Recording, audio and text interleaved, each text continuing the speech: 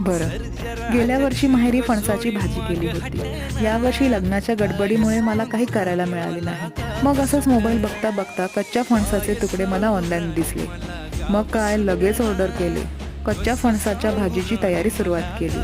54 रुपयाला मला 200 ग्राम फणसाचे काप मिळाले. हो, थोडे महागच मिळाले, पण ठीक आहे आता. कढईमध्ये पाणी घेतलं, त्यामध्ये हे काप घालून 80% शिजवून घेतले. शिजल्यानंतर त्याचे छोटे छोटे तुकडे केले. आता कढईमध्ये तेल टाकून कांदा टोमॅटो टाकून त्यावर मीठ टाकलं. कांदा थोडा शिजल्यानंतर त्यामध्ये हळद, हिंग, कांदा लसूण मसाला, घरगुती मसाला घालून मिक्स केलं. त्यावर आलं लसूणची पेस्ट, कसुरी मेथी घालून परतून घेतलं.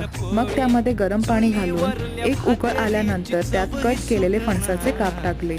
नंतर वरून थोडा गरम मसाला आणि कढीपत्ता घालून पाणी सुकेपर्यंत म्हणजेच 5 ते 7 मिनिटे शिजायला ठेवले. आणि बस, रेडी आहे आपल्या कच्च्या फणसाची भाजी.